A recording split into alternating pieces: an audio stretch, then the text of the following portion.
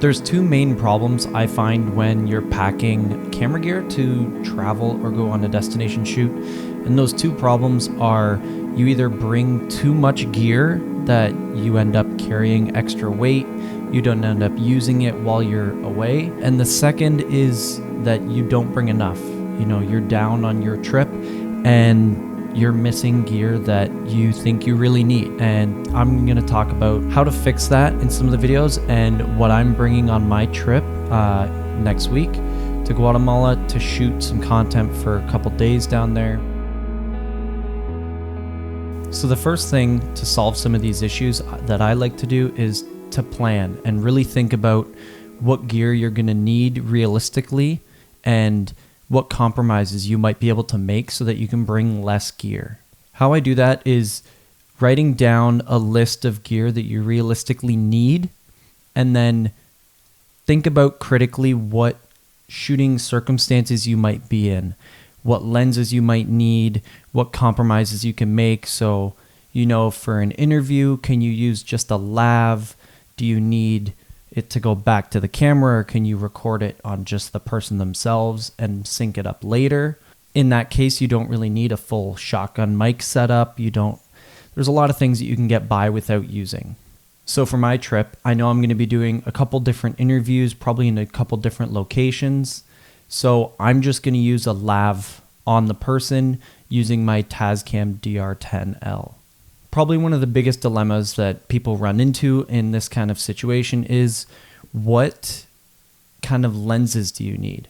And a dilemma I'm facing with my trip is I would like to use my Tamron 35-150, but I know that yes, it'll be very useful on the day of the shoot at the school that I'm going to, but the downside is when I want to go through the city and get some video there of us walking around, using that 35-150 is going to be very annoying and bulky. Another option that might be a good solution for minimizing lenses is remember that you have your smartphone. So for me, I know I might want a wide shot of a classroom at the school or something. And in that case, I'm going to sacrifice my space and weight of bringing a second lens. Instead, I'm just going to use the wide angle shot of my phone and try and mix it in as best as possible. So to wrap up planning, it's just to critically think and plan ahead about what situations you might run into, what you're okay with. You know, I might not have that prime lens depth of field, but not many people are going to notice, and bringing just one lens is going to be a big weight save and space saver. So a little bit of background, I'm planning on bringing one small camera bag with me and a tripod, and that's it. I want to keep this very minimal. I want to leave as much space in my bag as possible. And the way I travel 90% of the time is with just a carry-on and a personal bag. So that's my goal for keeping my gear for this trip to a minimum. The go-to workhorse camera, of course, I'm going to bring the Sony Fx3. Of course, you can probably guess why. This camera is simply amazing, especially for how small it is. I have like my Blackmagic, but the size and the batteries and the lenses and everything is just too big. This camera is a beast for how small it is, and it'll be amazing for just walking around Antigua, like the city there. It'll be much easier to bring it around during the day. Now, I talked a little bit about the lenses, but I'm going with just my Sigma 24-70. This lens is amazing. The image from it is gorgeous, and the reach is pretty good. 24 is wide enough, and 70 is enough of a reach. If I need to get something closer, I can just step forward. And I explained a little bit about why I went with this lens and not my Tamron 35-150. And that's just because of the size, and this is doable for bringing around town afterwards if I really want to. So that's why I stuck with that lens. And yeah, that's basically the only big lens I'm bringing. Next on the list, I'm bringing this tiny little tripod. This tripod honestly is not that great, but I'm only going to need it for basically a couple interviews where it doesn't need to be really sturdy. I can hang my bag on the little clip underneath so that it doesn't move around. And I just want it to be as light and small as possible fitting in my bag. And this tripod fills that, so I don't need anything more. Next up, my audio kit, and this tiny little bag is all I'm going to need. This inside, I have my Tascam DR-10L, which you might be asking why I got it in white. It was a really good deal on B&H, only for the white ones. It was like 60% off or something. And I have a different lav mic, the cord itself, the black one, so I can always swap it out to the black one depending on what the person's wearing. This is the only audio I need. It gets by, sounds great, and I can sync it up in post. Now, when I talked about just bringing my Sigma 24-70, I was kind of lying because of the size, I am able to bring 2 other lenses, and simply just because they're so small, I'm bringing my 35mm Rokinon lens, which is an f2.8. Not that great, but it's super small. And then the second one is my Sony Nifty 50, which, again, f1.8. If I want to use the 50 for the interviews, it's really nice shallow depth of field, and it's just so small and light, it's easy to bring. But this is my lenses that I'm bringing. It's super compact, super light, keeping things to a minimum. Next up, an essential item for me is camera strap. So I have the Peak design with the little latches. This will be amazing. One, because I really like to use like an easy rig on my shoot days here. This will allow me to kind of rest it on my shoulder, or on my neck, sorry, and have like a third point of contact on the camera when I'm shooting B-roll and stuff at the school. And then I can loosen it up and sling my camera around my waist on this clamp and kind of have my camera lay flat against my body on that time when I'm walking around. So this is going to be super handy, and I'm really excited to be able to have that this year. Next up, another really important piece is my variable ND. Now this one is one I finally settled on that I found is really good and high quality, not any color shift, so that's why I'm bringing this one. Also a side note, so that I only have to bring one filter, I have a step-up ring on this lens that I can switch between the 35 and the 50mm. I can just put that ND filter on both. Okay, a rapid fire for some different accessories.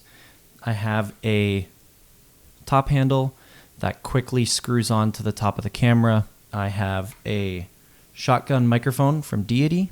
Self-explanatory, I like to get some really good scratch audio.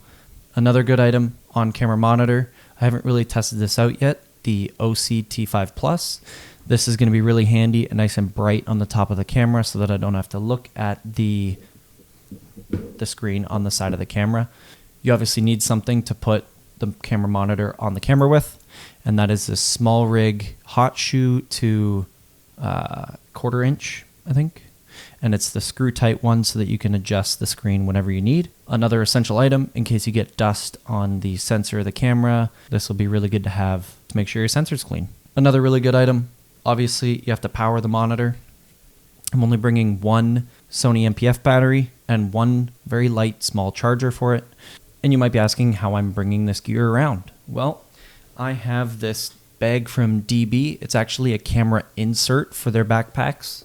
I like to pack nice and small, and this is a tiny little bag. You can see the size behind my head. I can attach it to my carry-on with these clips, which is super handy, or I can attach backpack straps and just use this independently, which is super handy. Just being able to have that option of wearing it standalone as a backpack or attach it to my backpack at the airport walking around. I think it'll be really handy having basically 2 bags in one. Obviously, I might have forgotten a couple things. I tried to list it all out of what I'm bringing. Some other things like being able to edit different things on the go and back up my memory cards, which also bringing that. I'm bringing a MacBook Air, like a 13-inch, super small, lightweight. Basically just to back up audio, put it onto a hard drive, and keep everything safe. I almost forgot a super important item. Of course, I'm bringing my DJI Air 3. Believe it or not, I don't usually travel with a drone just because I feel like I don't end up using it much. But on this trip, I feel like I need to because this school is up on a mountain and I know there's some crazy good volcanoes around that I'm going to get some amazing shots of. And the last section I'm going to talk about is packing. So you saw that bag inside is super small. There's not a lot in there, but just a couple things to remember if you're traveling, bringing camera gear. The first thing, never check any of your camera gear. If you have to, do the big bulky things like light stands and lights, things that can be replaced fairly easily, that it's not super expensive. Basically things that you could replace on the way down if you need to. For traveling, like vacation, it's not that big of a deal. But for something like this, I need all this gear, so I'm going to have to bring it with me. The one thing that I could lose is a tripod, but I'm going to be traveling with a carry-on, so all of that's going to be with me at all times. Another good thing to note, I've had some issues before with traveling in batteries. That always has to be in your checked bags, even if it's for lighting. You have to have the batteries on your person in your carry-on. And another little side note that might be good to protect from any bangs or bruises. You know, some people might throw your bag up in that overhead bin. To give yourself peace of mind, it might be good to remove the lens from the camera body.